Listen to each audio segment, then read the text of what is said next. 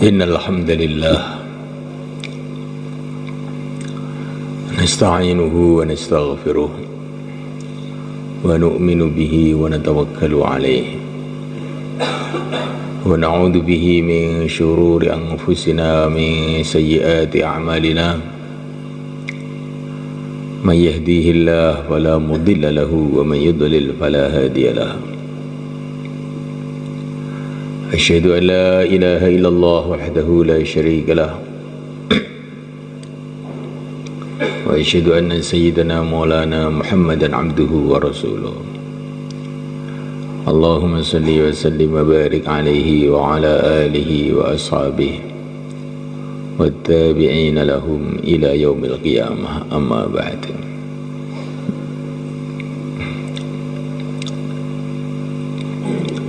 Hadirin yang dimuliakan, hajat kita ini sebetulnya hanya satu. Kadang-kadang kita ini merasa punya hajat ini, hajat itu.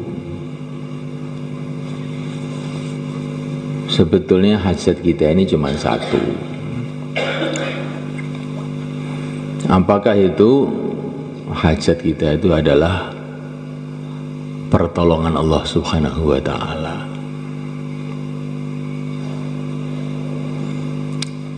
Kita ini merasa berhajat dengan sawah kita. Sebetulnya tidak. Kita ini berhajat dengan pertolongan Allah yang Allah datangkan ke sawah kita. Betul apa enggak?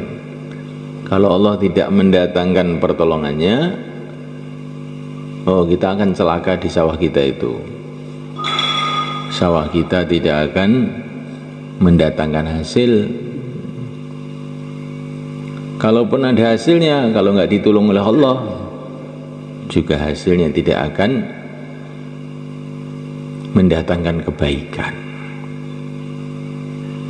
Terus kesusahan demi kesusahan, masalah demi masalah akan datang sebab sawah kita kalau Allah tidak tolong kita. Kita ini merasa berhajat dengan anak kita, istri kita, keluarga kita. Sebetulnya tidak. Sebetulnya kita ini hajat kepada pertolongan Allah yang diturunkan kepada keluarga kita. Karena pertolongan Allah itulah istri kita menjadi taat kepada kita, sayang kepada kita. Kalau tidak, istri kita akan lari ke Korea, semalakan memandikan babi di sana. Naudzubillah. Anak-anak kita akan menentang kita kalau nggak ditolong oleh Allah, sehingga kita akan pusing 1000 keliling gara-gara anak kita. Bukan 7 keliling, 1000 keliling.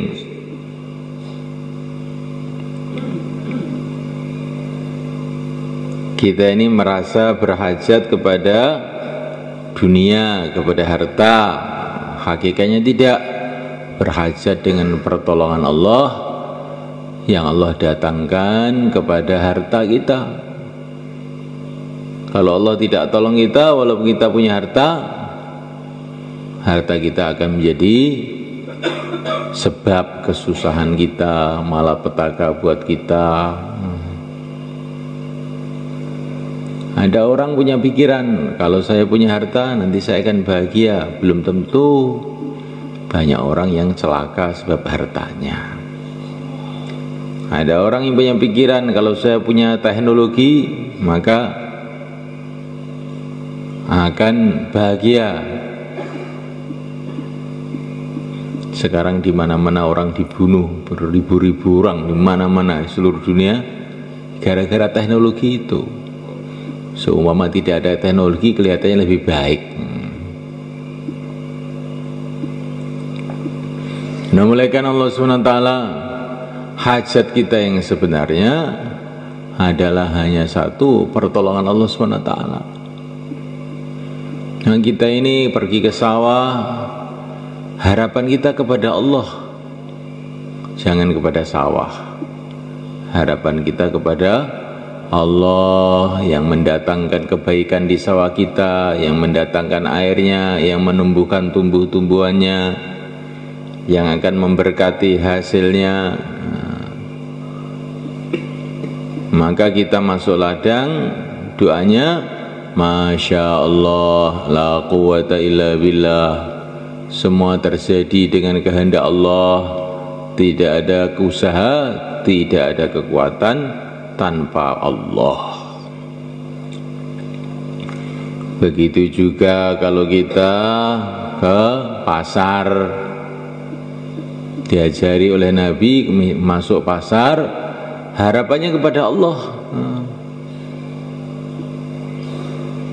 Masuk pasar dengan mengucapkan La ilaha illallah wahdahu la syarikalah, lahul mulku wa lahul hamdu yuhyi wa yumiit wa huwa ala kulli syai'in qadir. Harapannya kepada Allah, yang berkuasa hanya Allah. Bukan orang-orang di pasar harapan kita kepada yang mengendalikan hatinya orang-orang di pasar itu.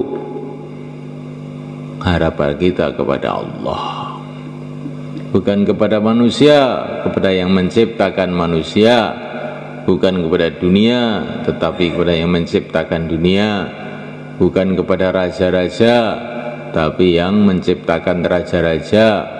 La ilaha illallah. Ini kalau kita tidak begitu berarti imannya rusak itu. Imannya rusak. Kalau kita berharap pada makhluk berarti imannya rusak. Harapan hanya kepada Allah. Nah, supaya kita ini senantiasa mendapatkan pertolongan Allah dalam segala keadaan kita. Bagaimana caranya? Yang pertama kali yakin kepada Allah. Yakinnya itu kita luruskan. Makhluk itu nggak bisa apa-apa. Makhluk itu tidak ada. Nah, nyatanya kok ada? Itu diadakan, bukan ada. Makhluk itu diadakan oleh Allah. Makhluk itu tidak hidup, dihidupkan oleh Allah. Makhluk itu tidak bisa apa-apa, tapi diapa-apakan oleh Allah. Yakin itu harus benar gitu. Namanya makhluk itu hanya ditok. Kalau nggak ada dinya itu kita keliru. Ini kalau ada dinya itu berarti ingat sama Allah. Kalau dinya dihilangkan berarti lupa kepada Allah. Nggak ada makhluk hidup, makhluk dihidupkan yang ada. Nggak ada makhluk bergerak, digerakkan oleh Allah. La haula wa la quwata illa billah. Tidak ada usaha, tidak ada kekuatan tanpa Allah. Ini syarat pertama supaya kita ini barokah apa-apa itu. Yakin kita harus benar. Kemudian yang kedua, supaya kita ini senantiasa ditolong oleh Allah di mana saja, kapan saja, pikiran kita ini harus satu saja, taat kepada Allah. Di rumah pikirannya bagaimana saya taat kepada Allah di rumah. Di sekolahan bagaimana saya taat kepada Allah di sekolahan. Di sawah bagaimana saya taat kepada Allah di sawah. Mau tidur bagaimana saya taat kepada Allah waktu tidur. Kalau melek bagaimana taat pada Allah waktu melek. Yang dipikirin satu saja, bagaimana taat. Bagaimana kita ini berharap pertolongan Allah, kalau kita tidak taat itu gimana? Kita ini bikin kita senantiasa taat kepada Allah. Di dunia ini yang pasti cuma satu, taat kepada Allah pasti untung, maksiat kepada Allah pasti celaka. Yang pasti itu dunia ini.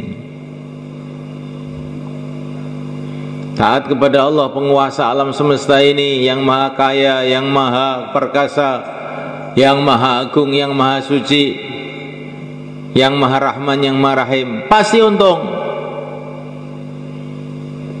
Tetapi durhaka, maksiat kepada Allah pasti rugi. Walaupun kelihatannya enak, pasti rugi, kecuali kalau nanti diampuni oleh Allah. Orang maksiat itu seperti orang yang terjun bebas dari pesawat terbang, kelihatannya enak, jadi seperti burung melayang-layang 1 menit, remek, jadi abu. Benar semua kan? Iya. Kalau orang menentang seorang raja, bagaimana? Maka dia pasti akan celaka semua kan. Nah, kalau menentang yang menciptakan raja-raja, bagaimana? Oh, kalau orang nantang Amerika itu bagaimana kira-kira? Dibawakan bom nuklir bagaimana? Ya nggak apa-apa, asalkan nggak meletus nggak apa-apa. Ya. Jadi kalau menantang yang menciptakan Amerika, oh celaka itu jelas itu. Ini kita harus paham betul semuanya kan. Kalau orang itu diserengeni, dimarahi sama manusia, itu sudah setengah mati susahnya. Apalagi kok manusia banyak, dimarahi sama istrinya itu aja sudah bingung. Bagaimana kalau dimarahi oleh pencipta seluruh manusia? Oh, apa enggak bingung itu? Mau lari kemana? Ini yakin kita harus benar, sehingga pikiran kita pokoknya saya ingin taat sama Allah aja lah. Taat, pokoknya taat. Nah, taat kepada Allah itu bagaimana? Ya, ikut kehidupan Rasulullah SAW, kehidupan para sahabat, kehidupan orang-orang yang ngerti agama, namanya taat kepada Allah. Itulah yang kita minta setiap sholat. Ihdinas siratal mustaqim. Ya Allah, tunjukilah kami jalan yang lurus. Siratal ladzina an'amta alaihim, jalannya orang-orang yang telah Engkau beri nikmat. Siapakah mereka? Minan nabiyyin, yaitu para nabi. Ikut jalannya para nabi. Jalannya para nabi itu bagaimana? Qul hadhihi sabili ad'u ilallah, siang malam mengajak manusia kepada agama Allah. Wasiddiqin, dan orang-orang siddiqin, orang-orang betul-betul mantap imannya, nggak maju mundur, nggak gampang bingung oleng. Iman tapi nanti ada masalah sedikit sudah oleng, kayak pesawat terbang mesinnya mogok itu oleng. Itu namanya bukan iman tapi belum siddiq. Kalau siddiq itu mantap. Contohnya Sayyidina Abu Bakar As-Siddiq, Nabi hidup ya mantap, Nabi dipanggil Allah ya mantap. Nggak ada temannya di Mekah ya mantap, ada temannya banyak ya mantap. Banyak temannya mantap, banyak lawan ya mantap saja. Namanya siddiq. Bukan kalau nggak ada masalah ya buayanya kayak mau jadi wali kelihatannya. Tapi nanti ada masalah sedikit ya, gimana saya ini? Ini namanya belum siddiq. Sudah ada iman tapi belum siddiq. Dan supaya siddiq itu gimana? Batu bata kalau bakarnya inti lama kan, maka dia jadi keras kuat. Kalau bakarnya itu cuman sebentar, maka kena hujan dikit itu sudah ambrol. Ya enggak kan? Kalau bakarnya ini lama, apalagi bakarnya dengan kayu asem, itu jadi kayak batu. Bakarnya dengan berambut, kena hujan dikit brol gitu. Lah iman itu juga begitu. Kalau kita ini banyak mujahadah, maka imannya jadi kuat kayak batu. Tapi kalau mujahadahnya sedikit, ngantuan lagi, maka kena hujan dikit brol. Ya enggak semalekan? Iya apa tidak? Kok enggak setuju lihatannya? Ini kalau orang itu enggak mujahadah itu imannya jadi lemah. Kalau orang itu mau susah payah, imannya jadi kuat. Maka seluruh para sahabat diterjunkan oleh Allah dalam suasana mujahadah di Makkah Al-Mukarramah, di Madinah Al-Munawwarah. Tantangan dari segala arah. Akhirnya imannya kuat-kuat.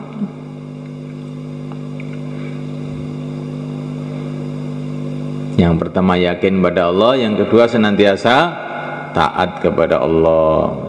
Wasyuhada, orang-orang yang mati syahid, orang-orang yang ada kesiapan untuk mati demi agama. Ini adalah jalan yang kita minta dalam sholat itu. Wassalihin, orang-orang soleh. Orang-orang soleh itu bagaimana? Seluruh kehidupannya kehidupan taat. Inilah yang kita minta setiap sholat itu semuanya kan, supaya hidup kita ini berjalan di jalan mereka. Kalau kita hidup berjalan di jalan mereka, berarti hidup kita ini hidup taat. Lah supaya kita hidup bisa berjalan di jalan mereka bagaimana? Maka kita ini harus latihan. Dulu kita ini makan aja perlu latihan mulai kan. Dilatih sama ibu kita, dilatih makan, disuapi tiap hari. Akhirnya sekarang sudah pinter makan, cari makan sendiri ya. Tidur pun dulu kita ini dilatih sama ibu kita, nggak bisa tidur, nangis saja, digendong ya, dikasih mie susu, lama-lama tidur. Sekarang sudah pinter tidur, sehingga waktu bayan pun bisa tidur, waktu taklim pun bisa tidur, karena sudah dilatih sama ibu kita. Nah nanti semulai kan kalau kita ini latihan mengamalkan agama terus menerus, di mana saya amalkan agama? Sampai di WC pun ngamalkan agama, di lafaz ngamalkan agama, di sekolahan ngamalkan agama, apalagi di masjid. Di mana saya amalkan agama sampai sakaratul maut mengamalkan agama, akhirnya dapat ridho Allah, masuk surga Allah, mati dengan la ilaha illallah. Itu perlu latihan malaikat. Ini ujian akhir itu sakaratul maut itu malaikat. Nah, malaikat Allah Ta'ala sakaratul maut itu cuma sebentar, beberapa menit, tapi ini ujian akhir. Ini kalau orang imannya tidak kuat, sudah bingung, gak bisa ingat Allah lagi. Jadi kalau imannya kuat, maka malakul maut datang, malaikat Israel datang, dia tersenyum-senyum. Emang ini yang saya tunggu-tunggu, yang akan mengantarkan saya ke negeri akhirat, mengantarkan saya untuk berjumpa dengan Rasulullah. Nah ya ini yang saya tunggu-tunggu. Malaikat Israel datang itu malah seneng. Kalau imannya kuat. Kalau imannya lemah, sawah saya yang belum panen kok Israel datang gimana? Nah, anak saya belum mantu kok gimana ini? Nah, udahlah kamu mati saja. Ini semelekan orang itu, melekan orang tinju itu melekan. Itu tinjunya itu cuman Berapa menit saja pertandingan di ring itu, ya enggak? Pertandingan di ring itu kan beberapa menit, dapat hadiah 1 miliar. Tapi latihannya itu berbulan-bulan, kan? Berbulan-bulan supaya ototnya kuat tuh, latihan terus. Dia manggil orang-orang untuk dipukuli. Jadi orang itu digaji, kamu saya gaji untuk apa digaji? Kamu pukuli saya ini, supaya kuat saya itu, gitu. Makan telur tuh tiap hari 50 biji telur itu, supaya badannya kuat. Lari di panasan, di dingin, wes pokoknya macam-macam, supaya nanti naik ring bisa menang. Digebuk itu sudah nggak terasa. Begitulah manusia semuanya kan. Untuk supaya sakaratul maut ini bisa la ilaha illallah, ingat kepada Allah, gembira dengan akhirat. Nah, ini perlu latihan berbulan-bulan, bertahun-tahun. Karena kalau itu mati kok bisa begitu, ya sudah, ini sudah langsung dikirim ke tempat kebahagiaan, insyaallah. Malaikat, semoga mati kita begitu. Kita mau mati atau tidak, malaikat? Mau tidak mau tetap mati juga.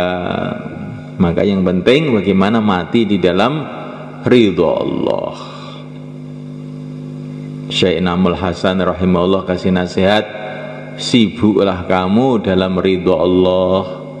Kalau kamu tidak sibuk dalam ridho Allah, kamu akan sibuk juga, tapi bukan dalam ridho Allah. Bersusah payahlah untuk cari ridho Allah.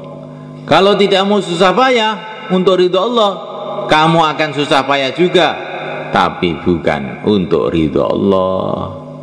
Matilah kamu dalam ridho Allah.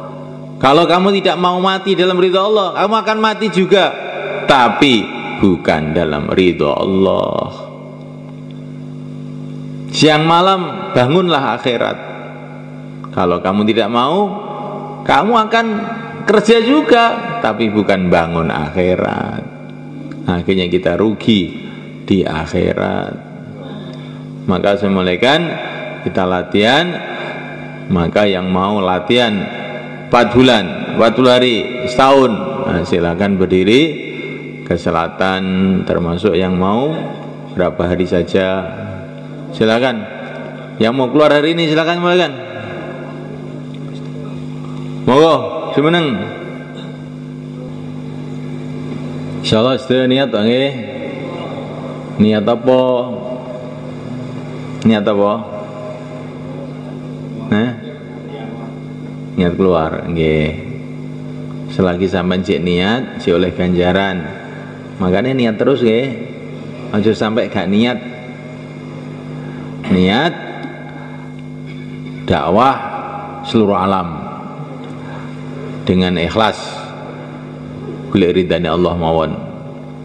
Niat ngibadah teko mati, namung golek ridane Allah mawon. Insyaallah Bang nggih. Sakniki tiga-tiga sekawan-sekawan. Tiga-tiga sekawan-sekawan napa sing diaturaken mau dibaleni malih Bang nggih. Yakin nang Gusti Allah, taat nang Gusti Allah, monggo. Niku kabeh melok muni nggih. Wong nek muni dadi mikir, nek mboten muni mboten mikir mengke. Monggo.